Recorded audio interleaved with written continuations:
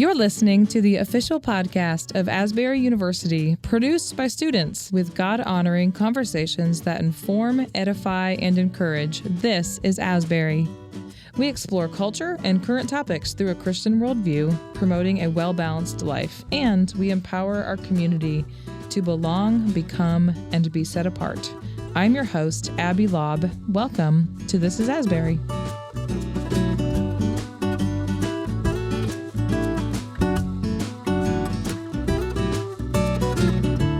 Hi guys, this is Madison Anderson, and I work at StratCom for Asbury University, and I'm here with Gracie Turner, the director of Don't Forget Us, and Rich Manieri, the professor of journalism, but also the executive producer of Don't Forget Us as well. So we all went to Germany and Poland last year to film this documentary, which has now garnered, 2 awards, an Emmy and a KBA award. So Gracie, tell us about the recent awards. The recent Emmy Award was with the Natus Ohio Valley chapter. It's a student production award, and we won for nonfiction, short or long form, but we did the short version of the documentary just because of the time limit.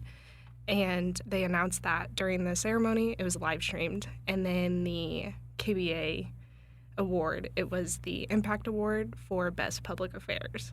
We came in first place for that one. Yeah, which was super weird to win those awards, almost over a year after filming. So we're distance from filming now and the premiere and everything. I thought it was well-deserved for Gracie, and I was really happy for Gracie, especially because she did so much work on it and such great work. And yeah, it was really almost a year after the premiere here on campus. The premiere was October, I can't remember the date, 26th maybe of last year. The awards were for 22, but they were awarded almost a year later. The awards were nice. What we really set out to do was to make a production or to make a film that people would remember and that would kind of live on beyond the trip. And I think the awards are recognition of that based on what judges have said about the film and its impact and how powerful it was. That's what we had really set out to do, to make something meaningful and lasting. And the awards themselves are kind of a recognition and a confirmation of that. And I know they showcase a lot of technical skills that we kind of picked up through so Asbury has cross-cultural engagement, which is where a lot of students can go either out of country or in this country and kind of work on their desired field of study. So for us, it was journalism. I was writing and you were filming media communication. So how do you think this trip kind of helped you with those soft skills and hard skills for what you're going to do in life? It definitely helped because I never thought that I would be making a feature-length documentary while I was in undergrad. I never thought that was going to happen. I thought, I was going to graduate, then I would get into my field. Mm-hmm. And so with this opportunity to be able to do that while I'm in undergrad and have Manieri there to help advise me, or I had the other students to help me, I could kind of get that perspective of how teamwork, how journalism, you writing, could help me while I'm filming. And so I thought that definitely helped, but yeah, it was just, with this opportunity, it helped me kind of get an idea of not only do I want to do documentaries, but kind of helped me figure out what I want to do with my career. Yeah. And you learned to collaborate as well. Yeah. Mm-hmm. With the 5, we learned to work as a team and kind of, you go get shots of this and I'll be here. And then you were telling me earlier in the car that you felt like a stalker on set. Because I did. We were, so basically, for those who haven't seen the documentary, I narrated. So it follows me primarily as a student perspective, seeing the Holocaust during these sites. So there was a lot of camera action on me and a lot of, wherever I was, Gracie was the shadow with the, what was it, Canon XA25 or something, in the back of my head. Yeah. So that was funny. And by the way, you mentioned that you narrated and camera was on you a lot. Yeah. The judges at the KBA Awards remarked specifically about that approach, the first-person approach, and how powerful that was. Really? And that's what we sort of had set out to do, to see those concentration camp sites through the eyes of a student seeing them for the first time. And so you, as the narrator, sort of represented every student, or really every person who's never seen that before. And it was interesting to read the comments from the judges that they found that approach particularly powerful. Another thing, something Gracie said, we went over there. Gracie had never been on a plane before. No. Much less been out of the country. Yeah. What we did and what we undertook was an extremely ambitious undertaking, if not almost unfair, to ask somebody who's never been on a plane before to basically spearhead the shooting of this, what turned out to be, in its full length, a 42-minute documentary. Yeah. Go to these various concentration campsites, shoot as much as you possibly can. Yeah. Interview people in the heat. And it was hot over there at the time, at least in some of the locations it was hot. The days were long. It was physically demanding, not to mention emotionally demanding. Yeah. You're trying to process all of these scenes. This was the first time for all of us doing that. It's really difficult from an emotional standpoint and still trying to work at the same time. And somehow Gracie was able to navigate through all of that. And sitting here now, a year and a half later, I don't know how you did it, actually. And I hope that the awards are an acknowledgement of how hard you actually worked and how difficult it was to navigate through that and how successfully you were able to do that. And to add on to the story, I always tell people this story, but we were up for more than 36 hours the first day we got to Germany. True. So Yeah. we had a connecting flight in, I think it was D.C., and it kept getting delayed, and then finally canceled at like 11 p.m. Yeah. And then we had to spend the night, and then like with the time change and everything, it ended up we were awake for more than 36 hours. And then once we got on the metro in Germany, we had to put our stuff down in the hotel and go. We went right out. Yeah. We went right out to the Euthanasia Center in Brandenburg. That's and right. that was when we had to like shift gears. Didn't matter how tired we were. Like we were bone tired. I have pictures from that day, and our bags on our eyes were like insane. Like it looked, we were gone, but we all picked up, and it was just like work. Okay, let's do this, because we talk about like how it changed us and our perspective on like work and everything.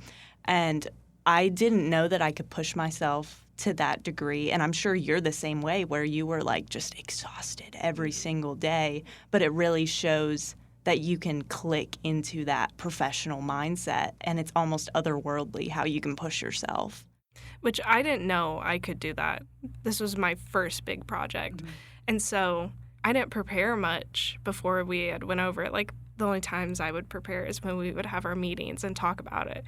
And I remember I would sit there every meeting and I would think, this is the wrong person to do this. I have no idea what I'm doing. I am so stressed. Like, I didn't have a lot of confidence that I should have had when we went into it. But I felt like when we were over there, then I realized maybe I could do this. And just like you said, like you had to switch.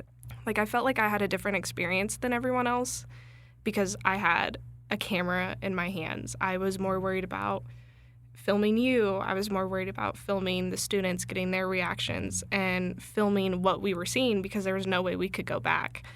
So we had to get it all then and there. But then I was also trying to experience it for myself because I've always wanted to go to Germany ever since high school, always wanted to go.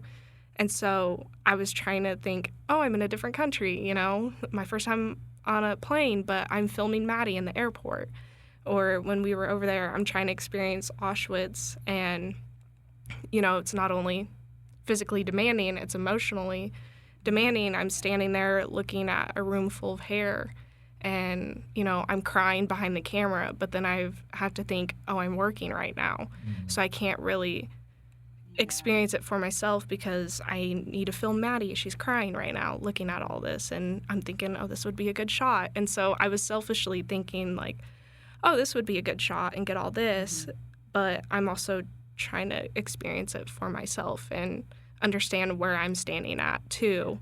Yeah, it's hard to draw that line between, oh, this would be great, piece of work, but then it's also, oh, I'm a human being and I need to deal with what I'm seeing right now, which we didn't really get to deal with anything there because we were expected to be tourists during the evenings. So we would get up at 6 a.m. and we'd go shoot and, emotionally taxing information and stuff and shots. And then we at 5 p.m. or whatever, they would say, oh, go out to dinner, go shopping or do whatever. And then, again, we had to shift. And it was just emotionally shifting, totally different perspectives. And we were expected to have fun, which we did. It was a really fun trip at times, but it was also it gave you, emotional whiplash.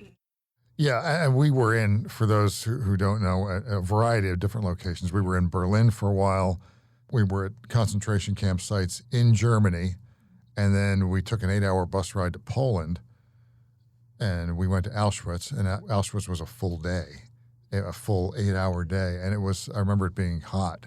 It is the most difficult day in that trip for obvious reasons, and somehow you guys were able to kind of work through that, keep enough emotional distance to still be able to function, and yet still not be so emotionally detached, because I think the empathy and the emotion has to be part of the work. It is a balance, and it's difficult, especially under the physical and emotional circumstances. I don't even think I processed the trip and what all we saw until we got back. When I was out of that environment, and when we got back, I took a break from looking at footage because I just needed that. We were there for 2 weeks. It was a lot. And so I think probably a month after we had got back, that's when I started looking at all the footage so I could start editing the trailer. And when I was just sitting there sifting through the footage, it's I didn't process everything that we were seeing. And I remember it was very emotional, the start of editing again. I was going back and reliving all of that again. Right. And then I had to sit there for hours and then edit, and then it turned into months of editing just the first draft, and then just keep editing. It felt like forever editing till we finally got to the draft that we liked. Yeah, so you were really reliving it over and over and over again over a period of many months. Yeah. Even after it premiered here on campus, there was another version. There was a version for Hybrids, the film festival here on campus, which it won Best Documentary. We're more than a year out. How are you processing it now, or are you processing it still?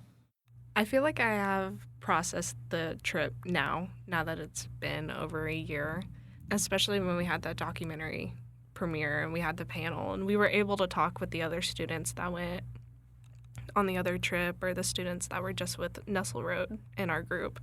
I don't think I've processed the awards yet. That's still new to me because I never thought that I would ever have my film recognized or any of my work recognized, and I truly am grateful. And during the Emmy, when my parents were sitting next to me, and so when they announced it, I started crying, and my parents, they were very excited, and I was glad to have them by my side because I know they were very supportive when I was at home editing, cranky sometimes, when the hard drive would crash or, just things weren't going to plan. So I still feel like I'm processing the awards, and we're hoping to get it into film festivals. And so I think if we get it into more awards, I won't process it until probably next year around this time. Then I'll process it. Yeah, so a lot of work to still be done on this documentary and a lot of years left to process, and I second that.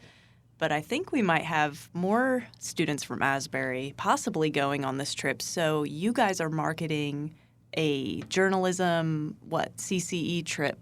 Basically the same trip we did before, only this time we're going to take 6 people. Last time it was capped at 5.